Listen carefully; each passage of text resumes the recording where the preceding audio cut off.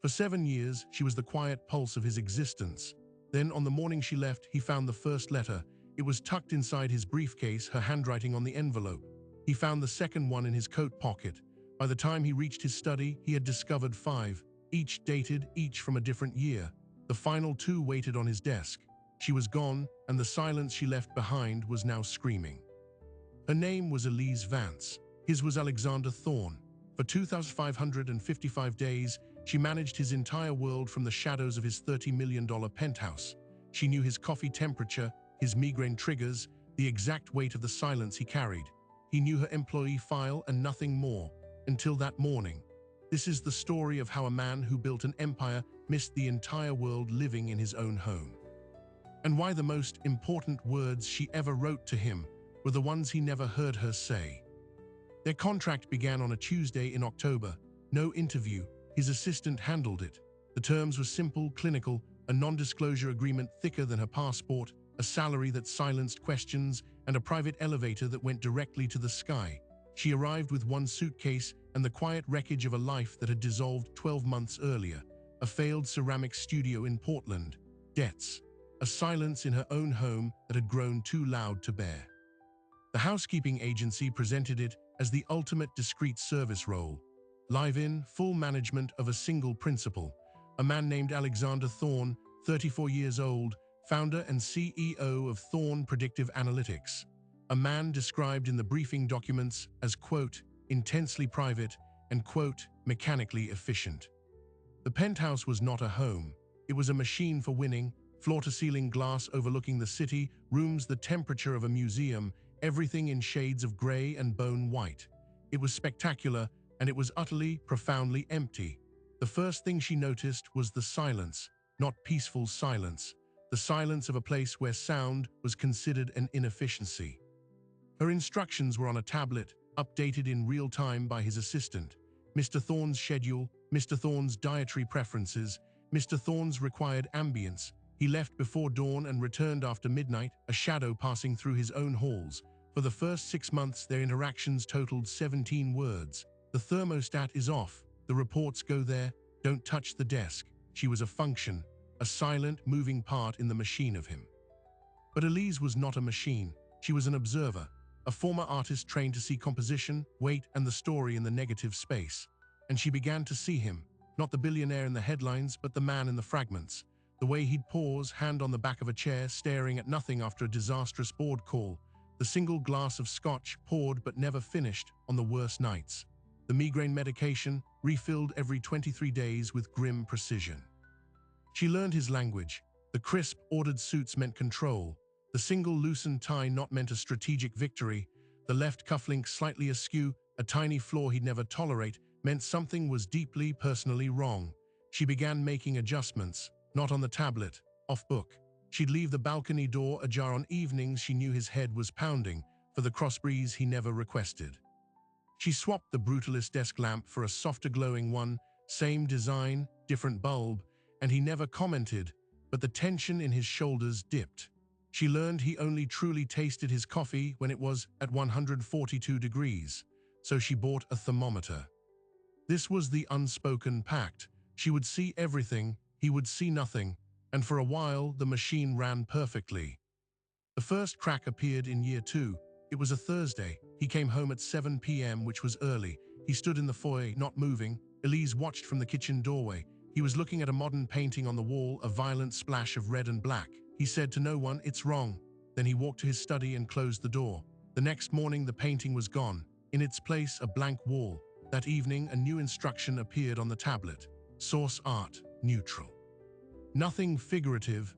It was the first task that wasn't about maintenance. It was about curation, about the feel of a space. She spent a week researching. She didn't choose expensive pieces. She chose a series of abstract landscapes in muted earth tones, photographs of forests blurred by morning mist. They spoke of quiet and distance. He stood before them when they were hung, his back to her. He said nothing for a full minute. Then, "The invoice is with my assistant." But he didn't remove them. They're still there. After that, the requests trickled in, not through the tablet. He'd say them to the air as he passed. "The conference meals are inadequate." She began liaising with the caterer, tailoring menus that were high-protein, low-carb, designed for sustained mental focus.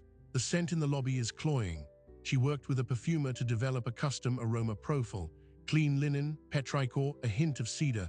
It was science, but it felt like alchemy. By year 3, she was managing his life in ways his assistant could not. She was his shadow strategist. She preempted crises he didn't know were coming. When his head of security suddenly resigned, she had a vetted shortlist from a firm she'd quietly researched on his desk before the search was formally launched. He hired the top candidate. He never asked how she knew. He began leaving things out for her, not gifts, clues. A report on sleep deprivation in executives left open on the coffee table.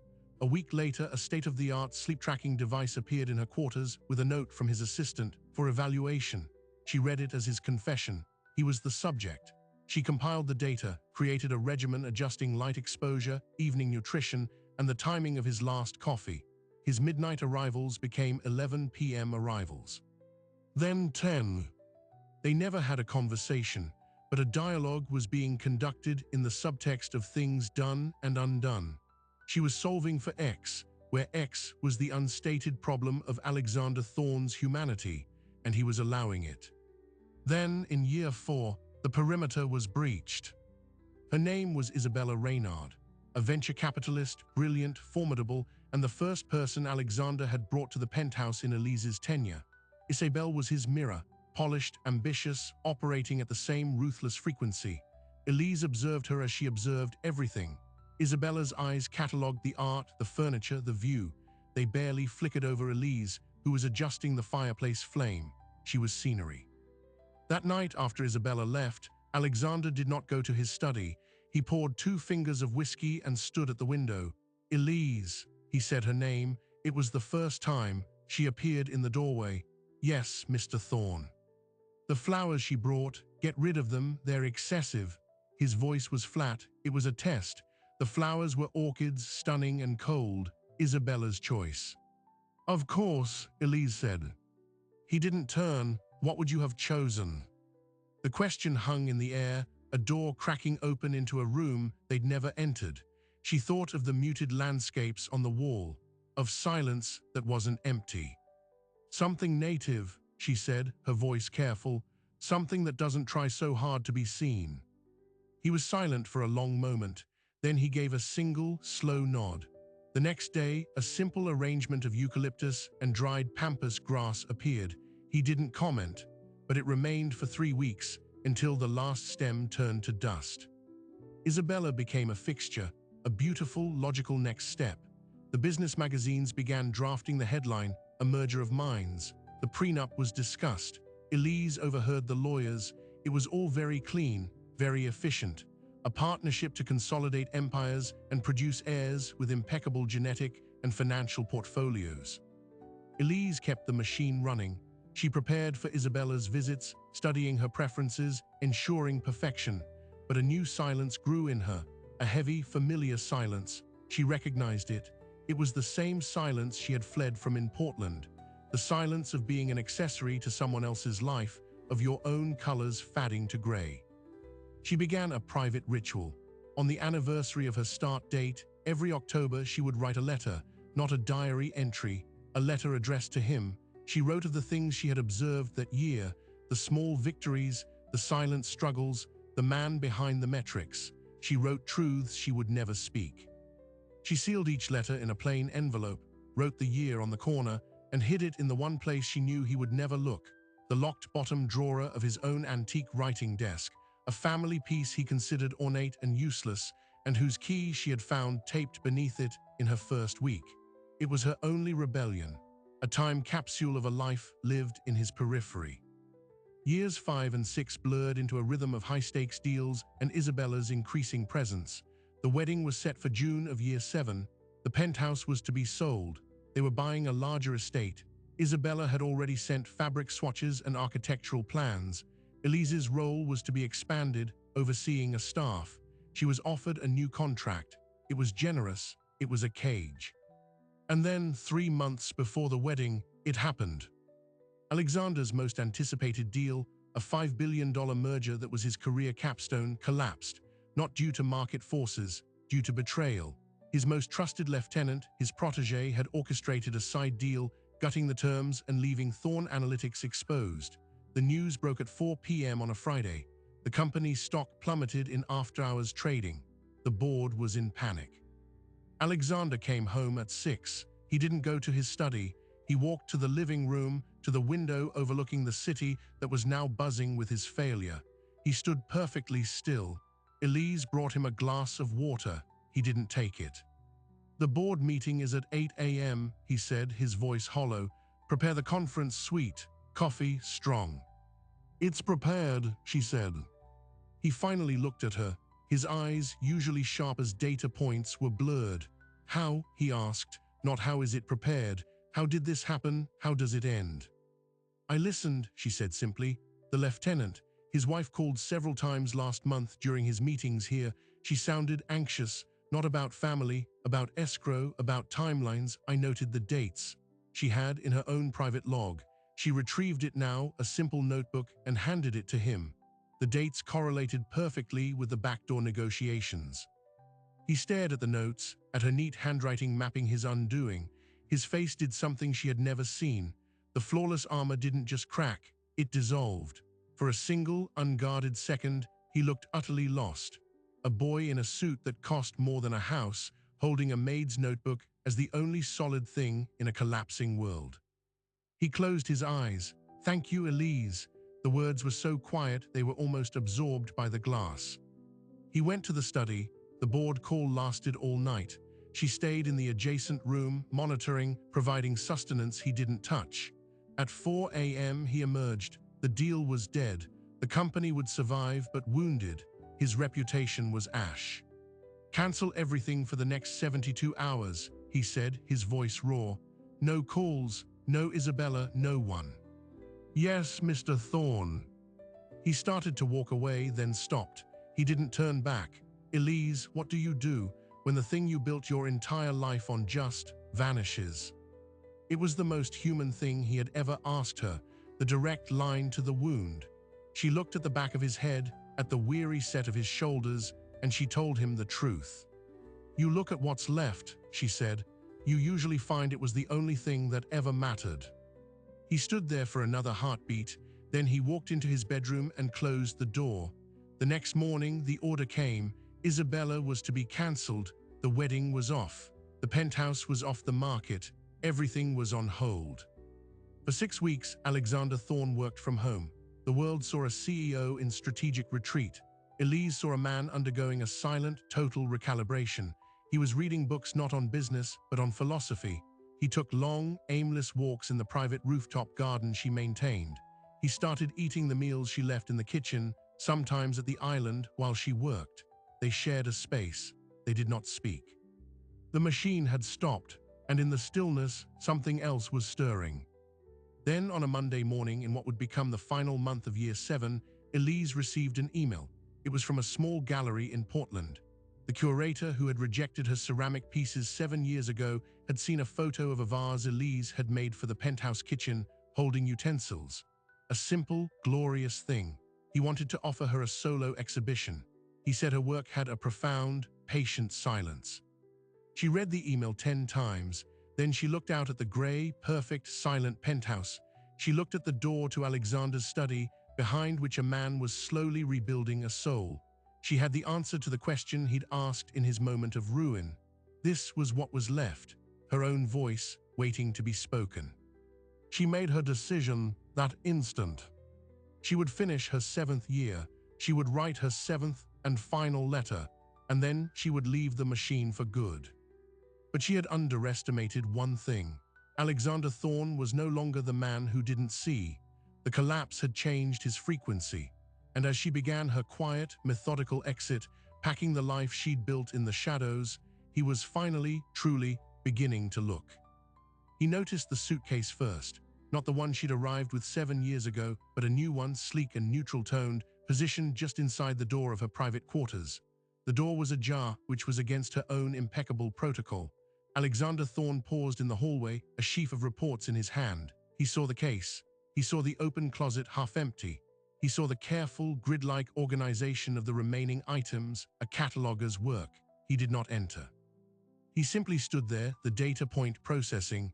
The machine in him, the part that ran predictive analytics on global markets, now turned its focus inward on his own home. Input, one new suitcase. Input, systematic removal of personal effects. Output, a high-probability event. Departure. He said nothing that day, but his behavior shifted. The man who had spent years looking through her now began looking asterisk for asterisk her. He'd appear in the kitchen not at his scheduled times, but during hers. He asked questions that had no operational purpose. "Do you like this city, Elise?" She'd answer. "It's efficient," while chopping vegetables. "Your family?" He'd press, leaning against the island. "Are they artists?" "My mother was a botanist," she'd say, not looking up. She believed everything alive communicates, we just stopped learning the language. He'd store that away. A botanist, communication, silence. Gallery in Portland sent a contract. Elise printed it in the business center at 2 a.m., her heart hammering as the pages slid out. She was signing her own Emancipation Proclamation. She hid it between the pages of a dense monograph on Ming Dynasty porcelain that he'd never open. But he was noticing her reading habits now. He saw the book on her cart. The next day, a first-edition catalog from a major ceramicist's retrospective appeared on the coffee table, left casually open. A test, a offering. She ran her fingers over the page. He was trying to speak her language, and he was getting terrifyingly close. The tension was a living thing.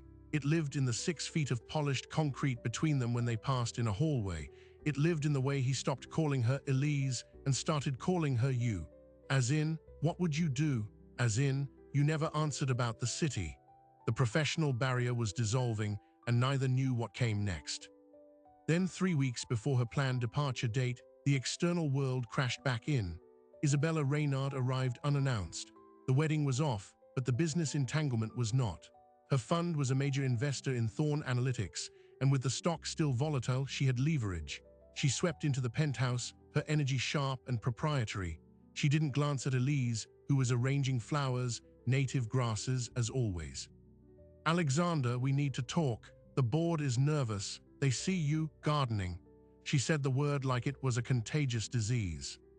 "I'm recalibrating," he said, his voice flat. He didn't invite her to sit.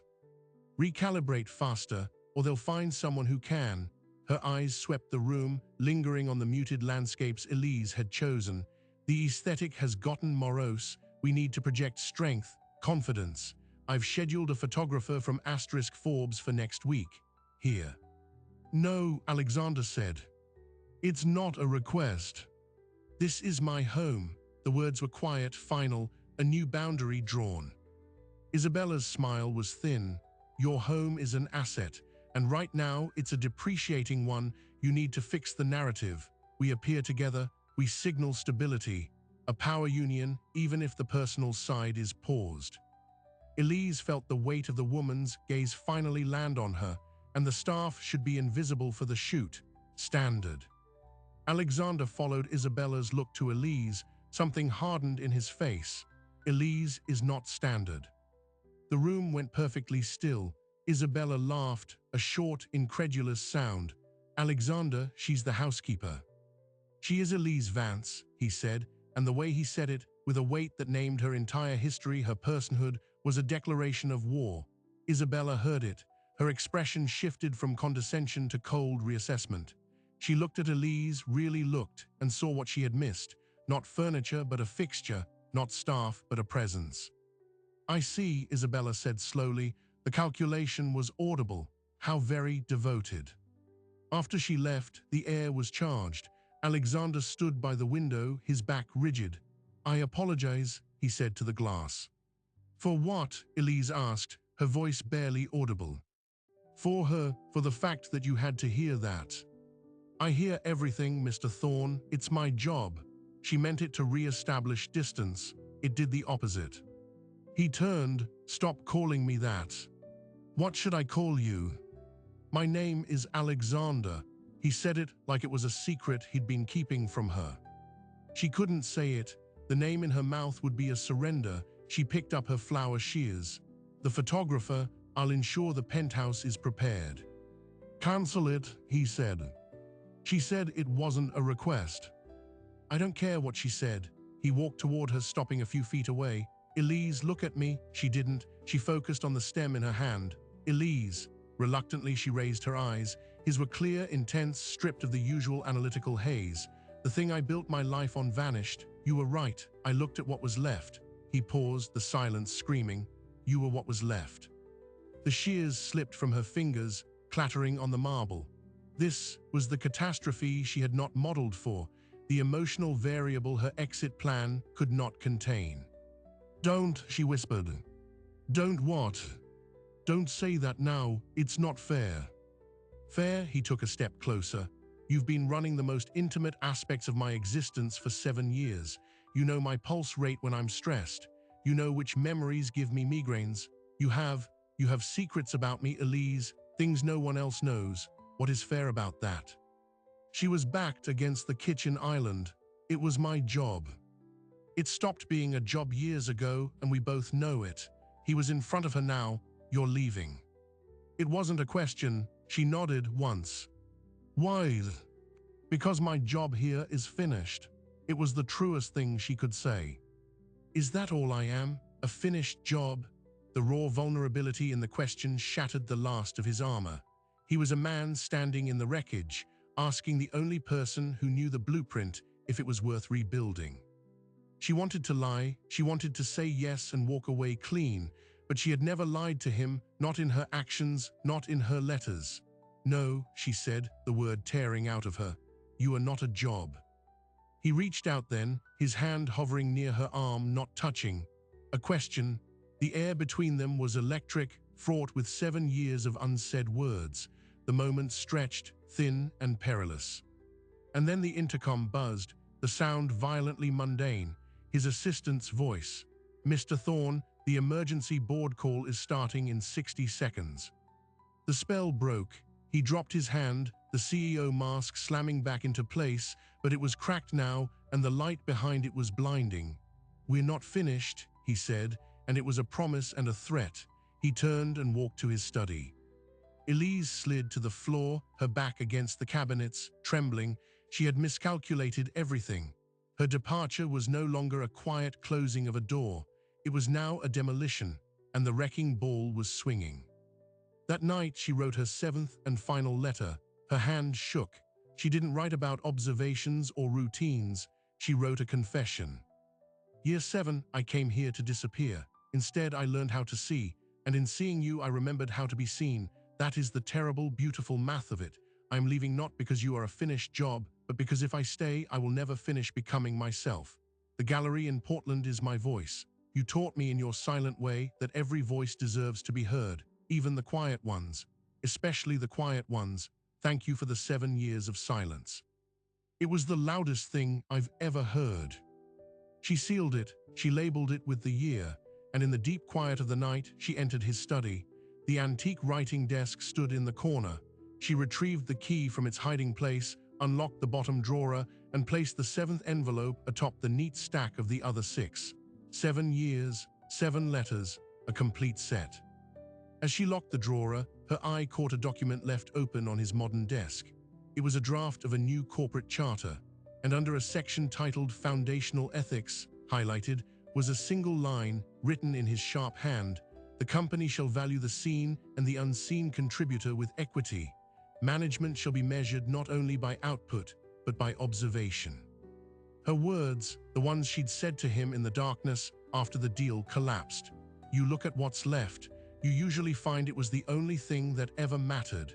He was building them into the DNA of his new company. He was building her into it. She fled the study. The plan was in motion. Her flight was booked for Friday, 3 days away. She would work her normal shift Thursday, leave everything immaculate, and be gone by sunrise Friday.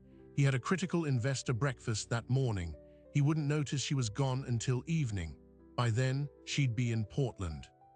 But Alexander Thorne was no longer operating on the old schedule. On Thursday, he cancelled the investor breakfast. He told his assistant he was unwell. A first. At 9 a.m., as Elise was meticulously cleaning an already spotless bathroom, he found her. We need to talk, he said. He was dressed not in a suit, but in dark jeans and a simple black sweater. It was the most disarming thing she'd ever seen him wear. I have my rounds, she said, clutching a cleaning cloth. "They can wait." He took the cloth from her hand, his fingers brushing hers. "I've been running models, predictive scenarios." "That's what you do." "I ran one on you, on why you're really leaving." He guided her gently to the living room. He had Mrs. O, the building's longtime cook, bring up breakfast, 2 settings. "Sit, please." She sat perched on the edge of a chair. "You can't model me, Alexander. I'm not data." "You're the most consistent dataset I've ever encountered." He poured her tea. "The model said an 87% probability you're leaving due to an external opportunity, a 10% probability it's interpersonal conflict here, a 3% probability it's a personal crisis." He looked at her. "But the model is wrong because it's missing a key variable." "What variable?" "Love," he said. The word landed between them, simple and devastating. "I didn't factor in love because I didn't recognize the data, the temperature of the coffee, the specific scent in the air, the choice of art that calms my nervous system, the sleep schedule that added years back to my life. That's care, that's a language. And I think," he leaned forward, his eyes searching hers, "I think you might have been speaking it for a very long time, and I think I might feel the same way." Elise felt the world tilt. This was the worst-case scenario, the beautiful, heartbreaking worst-case scenario. She had built her exit on the foundation of his blindness. His sight was her ruin.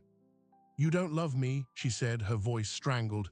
"You love the system, the efficiency, the peace I built. That's not me, that's the function." "You are wrong," he stood, agitated. "The collapse, it showed me the function, the machine, and it showed me you standing outside of it, holding the only real thing in the room. I am not confused. I have never been more clear."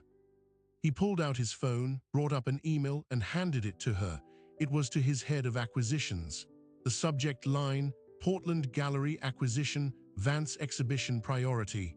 He was trying to buy the gallery, to keep her voice within his empire.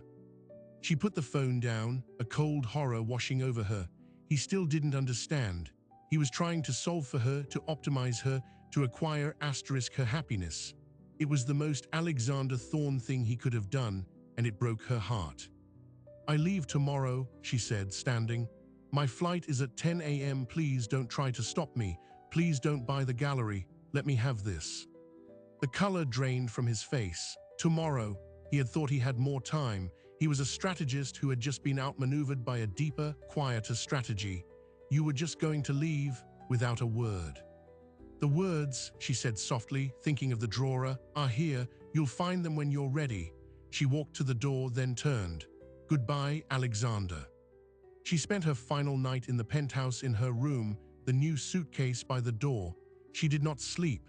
She heard him packing in his study until the early hours, a silent, parallel vigil. At 5 a.m., she put on her gray dress and apron for the last time. She would do one final walkthrough, leave everything perfect. She rolled her suitcase to the foyer, then turned to complete her rounds. As she passed his study door, she saw it was slightly open, and inside, Alexander Thorne was asleep, slumped in his chair, his head on his desk, and in his hand, clenched tight, was a small, faded key. The key to the antique writing desk.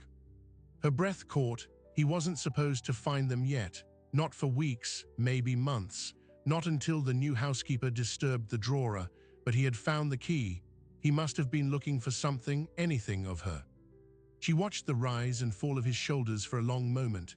Then, with a final, silent farewell, she turned. She walked across the grand marble foyer, the morning light painting warm stripes on the floor. She did not look back.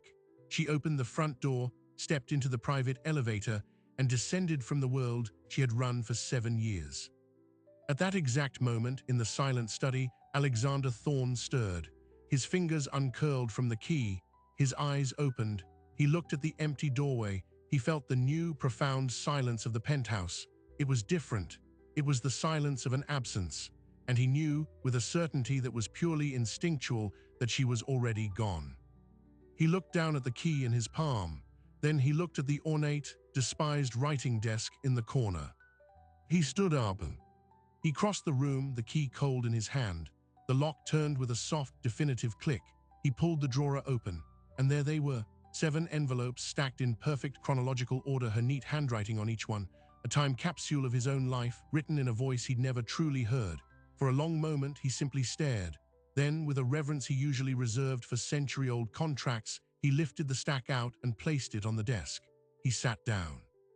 He opened the first letter. Year 1, you do not see me. This is the agreement. I am a function. You are a series of problems to be solved. The problem of silence, the problem of light, the problem of sustenance. I solved for X today. You fired your 4th personal assistant this year. She cried in the service elevator. You did not hear it. I brought her tea. The problem of you, Mr. Thorne, is that you believe people are equations, but even equations have unsolvable variables. I think you might be one. Alexander sat back, the paper trembling slightly. He remembered that assistant. She misplaced a file for a meeting in Singapore. He'd terminated her without a second thought. He had never considered the tea. He had never considered the crying. He read on. Year 2, you noticed the painting was wrong. This is progress. Art is not data. It is a feeling. You asked for neutral. I chose landscapes that feel like a breath held too long, finally released. You kept them. You said nothing, but you kept them. Tonight, you did not finish the scotch. The deal with Ventrex fell through. I read the news. I adjusted the thermostat 2 degrees warmer. You did not comment, but you took off your jacket. He felt a strange tightness in his chest. The Ventrex deal, a $50 million loss. He'd been furious, ice cold. He remembered the unusual warmth of the room that night, how it had subtly disarmed his anger, leaving only a hollow fatigue. He hadn't taken off his jacket in that study in years, but he had that night. She had not just observed, she had intervened, gently, invisibly steering the ship of his mood. He opened the 3rd letter, his pace quickening. Year 3, you are burning out. The sleep data is alarming. I have implemented countermeasures. You are now sleeping an average of 34 more minutes per night. Your 11th hour decision fatigue has decreased by an estimated 18%. You do not know this. I did not ask permission. The problem of you is also my problem. A system failing at its core threatens all subsystems. I am a subsystem. I am optimizing for system survival. He let out a shaky breath. She had been running her own internal analytics on him, his performance, his health, her metrics. She had seen his collapse coming before he did. The sleep device, the meal timings, it wasn't just care. It was a rescue mission, and he, the subject, had been blissfully, arrogantly unaware. The 4th letter was shorter, darker. Year 4, Isabella Reynard. She is your mirror. This is logical. It is also a tragedy. Mirrors only reflect, they do not see. Tonight she criticized the flowers. You asked me what I would choose. You asked me. This was a mistake. Do not ask the question if you are not prepared for the answer. I will choose something that doesn't try to be seen, like me. The memory was visceral. The orchids, Isabel's dismissive wave, his own unexpected question hanging in the air, and Elise's answer, so quiet it cut through everything, something that doesn't try so hard to be seen. He looked at the dried pampas grass arrangement, still in its vase across the room, now just gray whispers. She had been talking about herself, and he had been too dense to hear it. His hand was unsteady as he broke the seal on the 5th letter. Year 5, the wedding is announced. I have begun my private ritual. This letter is the first. I write to you because I cannot speak to you. I write to you because you are the only person in my world and also a complete stranger. Today you approved the new estate plans. My quarters are larger. There is a staff wing. It is a beautiful cage. I have started dreaming of clay, of mud, of something I can shape with my own hands that will hold its form. A cage, she had seen the generous offer for what it was, and she was dreaming of her art, her own shape, while he was dreaming of mergers. Shame, hot and acidic, rose in his throat. He had been so proud of the expanded quarters, a perk, a bonus. He was trying to buy her permanence, and she was already planning her escape in the quiet of her dreams. He almost couldn't open the 6th. He did. Year 6, the betrayal. I knew I had the data. When I gave you my notebook, I was giving you a piece of my mind. You took it. You said thank you. In that moment, you were not the CEO, you were a man, lost. And you asked me the only real question, what do you do when it all vanishes? I told you the truth. You are building something new from that truth. I see it in the documents you leave out. You are trying to build a better machine. Remember that the best machines serve people, not the other way around. He put his head in his hands. She had seen everything, his ruin, his vulnerability, his nascent attempt to reform. She had been his witness, his scribe, his ghost of conscience, and she was leaving because her work, the work of saving him from himself, was complete. There was one letter left, the seventh, the final word. His heart pounded against his ribs. He opened it. The words from the night before echoed in his mind. The words are here, you'll find them when you're ready. He wasn't ready, he would never be ready. He read her confession, the terrible, beautiful math. I am leaving not because you are a finished job, but because if I stay, I will never finish becoming myself. The final lines blurred. Thank you for the 7 years of silence. It was the loudest thing I've ever heard. Silence. The penthouse was filled with it, but it was different now. It was no longer an absence. It was a presence. It was the echo of 7 years of unspoken words, now screaming from the pages in his hands. He had lived a life surrounded by the hum of a perfectly tuned machine, and he had missed the symphony playing softly in its heart. A sound escaped him, something between a gasp and a sob. He was a man who dealt in billions, in market shifts, in the predictable patterns of human greed. He was utterly unprepared for this, for the sheer, devastating scale of what had been given to him and what he had failed to receive. He looked at the clock. 9:17 a.m. Her flight was at 10. She was likely already at the airport, passing through security, leaving his city and his life behind. A violent, possessive clarity seized him. No. This was not a variable he could accept. This was not a deal that could collapse. This was the foundational error of his life, and he had 43 minutes to correct it. He stood up so fast his chair toppled over. He didn't write it. He grabbed his phone and car keys. He didn't call his driver. He would drive himself. He ran for the private elevator, the letters clutched in one hand. In the car, slicing through traffic with a desperation that was entirely new to him, he called his assistant. Cancel everything. Today, everything. Mr. Thorne, the 11 a.m. with the... Everything, he barked, and get me the head of security, now. He called security. I need a passenger located on a 10 a.m. flight. Domestic, Elise Vance, find out which gate. Delay that plane, I don't care how, mechanical issue. A security alert, something non-threatening but binding, do it now. He was breaking protocols, abusing power, acting like a madman. He didn't care. The model was irrelevant. The data was in the 7 letters on the passenger seat. The output was a single, non-negotiable command: stop her. He reached the airport in a record-breaking 18 minutes, leaving his car in a no-parking zone with the keys in it. He ran through the terminal, a man in a black sweater and jeans, his hair wild, his eyes scanning the departure boards. His phone buzzed. Security, gate B22. The flight was delayed due to a minor technical check. He ran. At gate B22, a small crowd of disgruntled passengers milled about. And there, sitting by the window, looking out at the tarmac with a quiet, composed expression, was Elise. She wore a simple linen dress, her suitcase beside her. She looked peaceful. She looked gone. Alexander stopped at the edge of the seating area, suddenly unsure. The force that had propelled him here evaporated, replaced by a terrifying vulnerability. He was holding 7 years of her secret heart in his hands. What did he say? He walked forward. He stood before her. She turned. Her eyes widened just for a second, then settled into a deep, resigned calm. Alexander. She said his name softly, no surprise, as if she had expected this last, messy variable. He held out the bundle of letters. His voice, when it came, was rough. You were wrong. She looked at the letters, then at his face. About what? You said I didn't see you. He knelt down right there on the airport floor, ignoring the stairs. He put the letters on the empty seat beside her. I was blind, but you saw asterisk everything. You wrote the truest biography of my life that will ever exist. You saw the man, not the machine.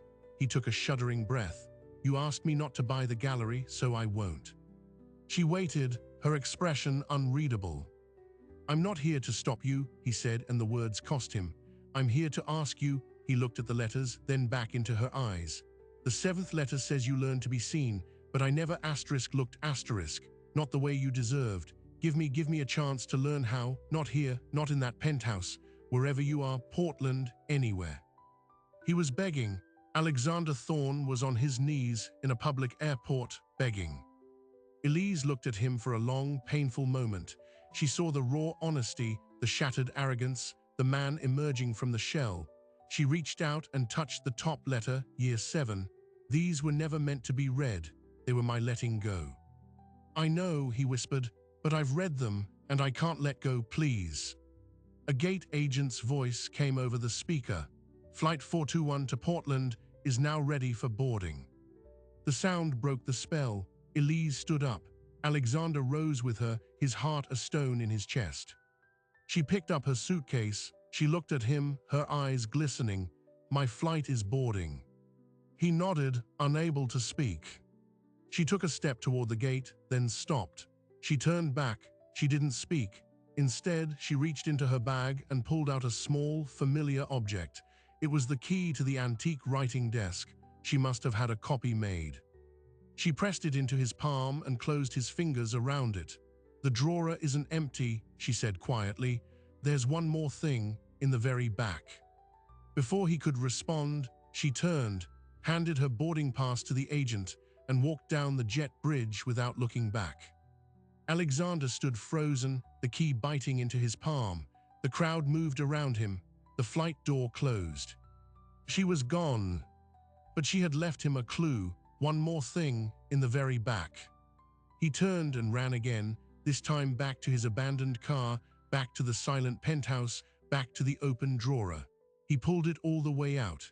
In the dim recess at the back, his fingers brushed against something small and solid. It wasn't paper, it was a piece of ceramic. He drew it out. It was a small, perfect sake cup, glazed in a deep, swirling blue that resembled a night sky. It was exquisite, simple, profound, perfectly weighted. On the bottom, in her delicate script, was a single word etched into the clay before firing. It said, "Listen." He sank to the floor, the cup cradled in his hands. The final artifact, the ultimate command, not a letter but an object, a thing to be held, a thing to be used, an invitation. She had poured her voice into the clay and left it for him, not to be read, but to be heard. The game had changed. She was not a problem to be solved.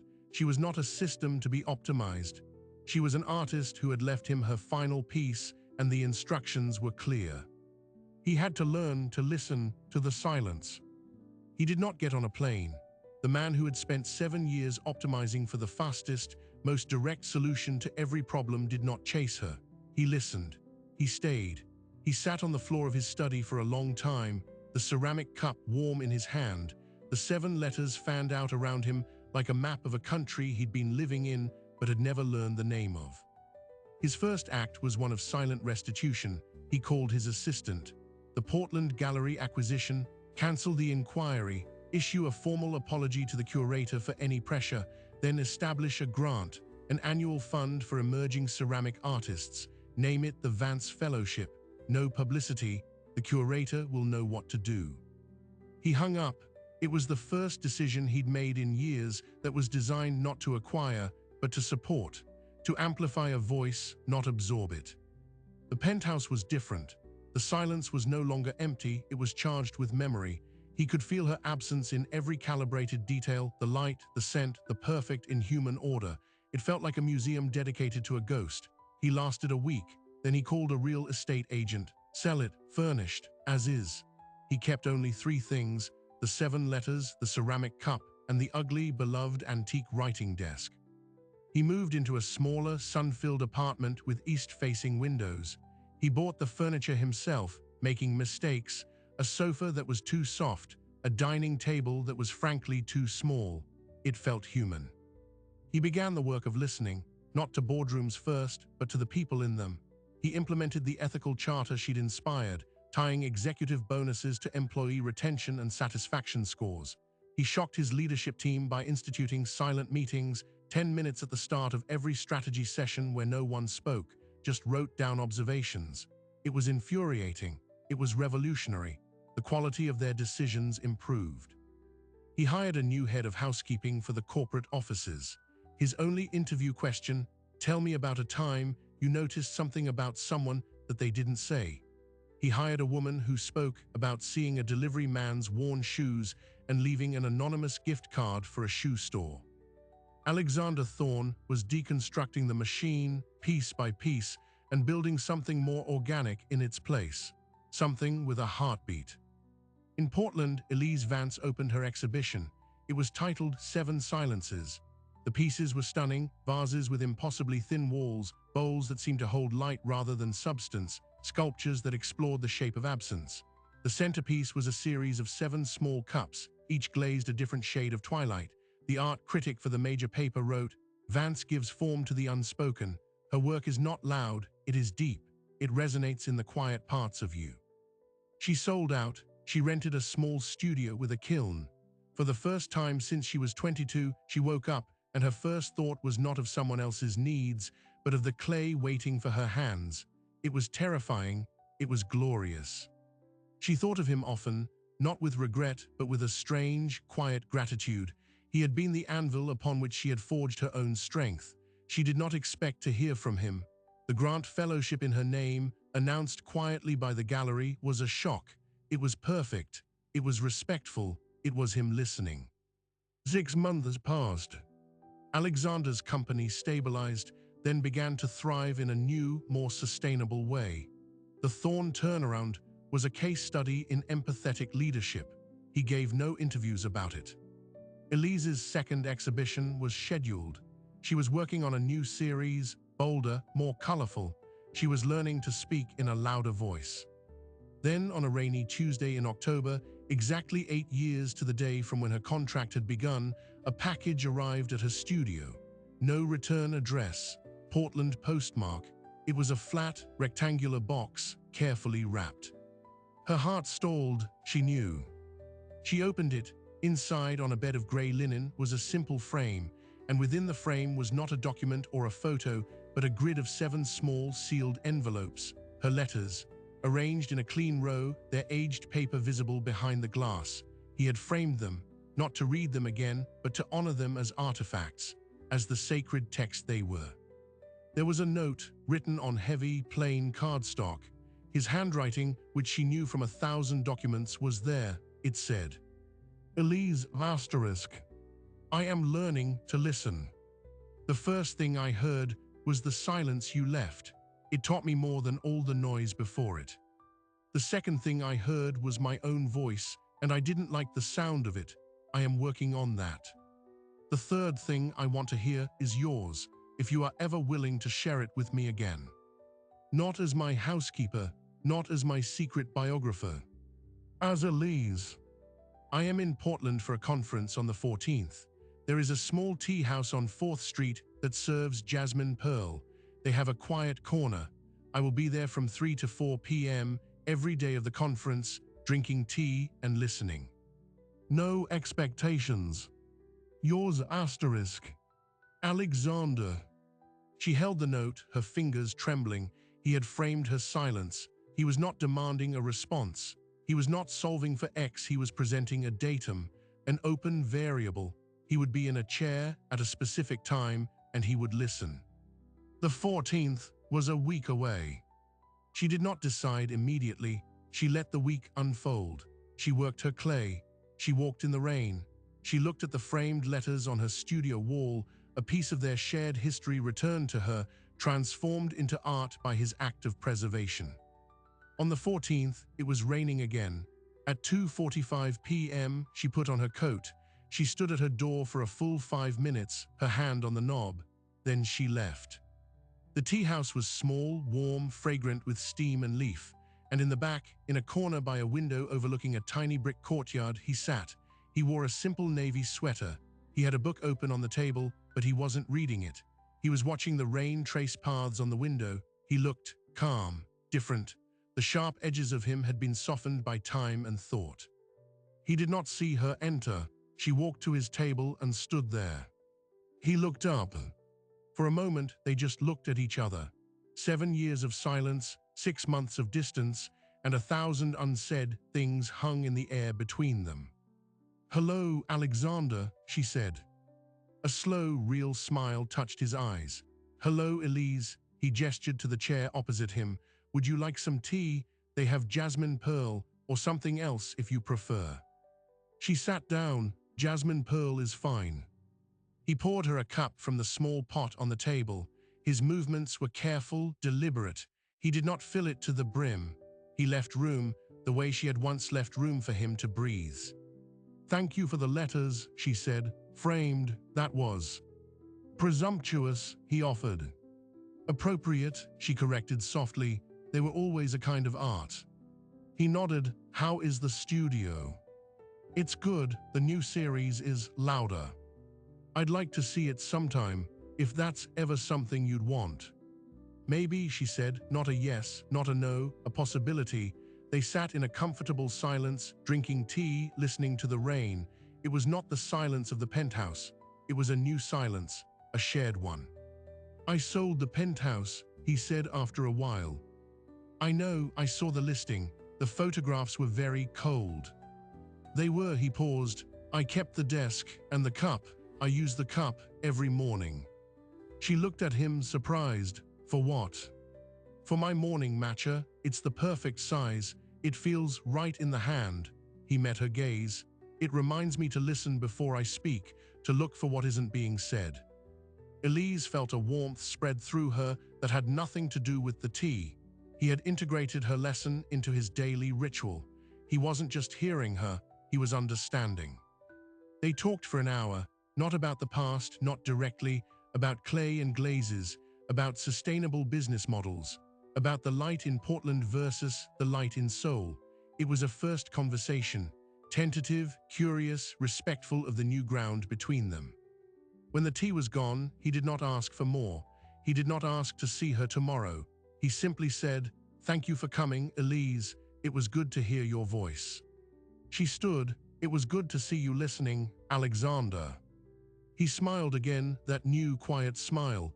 "I'm practicing." She left the tea house and walked back to her studio in the rain. She felt light, unburdened. The ghost had been laid to rest. In its place was a man, flawed and trying, who had finally learned the language she'd been speaking all along. Alexander did not come to the tea house the next day. He had told the truth. He was only there for the conference, which ended. He flew back to Seoul. But a week later, a postcard arrived at her studio, a picture of the Portland rainy street. On the back, it said, asterisk, "The jasmine pearl here is not as good. I listened to a full board meeting today without interrupting once. It was difficult. It was useful. I hope your loud series is going well. Eh." She smiled. She pinned the postcard to her wall. This became their new rhythm, not a flood, but a slow, steady drip of connection. A postcard every few weeks, a text message sharing an observation, a strange cloud formation, a line from a book. He sent her a photo of a chaotic, beautiful ceramic bowl he'd bought at a market, confessing it was probably terrible, but it made him happy. She wrote back, "It's perfect." They were building a new thing, not in the shadows of a penthouse, but in the open, over distance and time. It was built on listening, on seen and unseen contributions, on the understanding that some silences are not empty, but full of meaning waiting to be heard. A year to the day after their tea house meeting, another package arrived.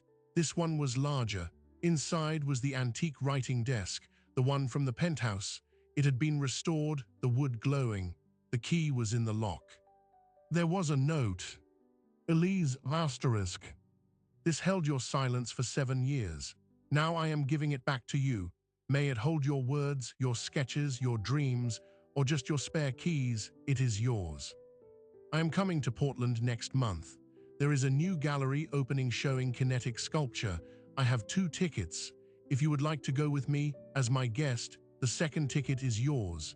If not, I will go alone and listen to what the sculptures have to say. Always listening, asterisk. Alexander. She ran her hand over the smooth, old wood. She unlocked the drawer. It was empty, clean, waiting. She picked up her pen. She wrote on a fresh piece of paper. Alexander asterisk. The desk is beautiful, thank you. I would like to go to the gallery with you. But you should know, I will probably critique the sculptures loudly. Oh, Elise. She mailed it. When he arrived in Portland, he came to her studio first. He stood at the threshold, a bouquet of native grasses and eucalyptus in his hand. He was nervous, she could see it. "Hello," he said. "Hello," she said. She let him in. She showed him her work, her loud, colorful new series. He looked at it with the same intense focus he'd once given financial reports, but now his eyes held wonder, not analysis. "It's extraordinary," he said. "It's you." They went to the gallery. She did critique the sculptures, loudly and with great expertise. He listened, asked thoughtful questions, and made her laugh with a surprisingly dry wit about the art world. Afterward, walking back along the river, he said, "I don't want to go back to the way things were. I couldn't even if I tried." "I know," she said. "I want to build something new, with you, but only if you want to build it too. Something that has room for both of us, for your studio, for my company, for quiet and for noise." Elise stopped walking. She looked at the man beside her, who had crossed oceans of his own ego to learn how to stand on this shore with her as an equal. He was no longer a problem to solve. He was a partner to choose. She took his hand, his fingers laced with hers, warm and sure. "Okay," she said, "let's build something new." And as they stood there, hand in hand by the water, the silence between them was finally, perfectly full. So what is the true story here?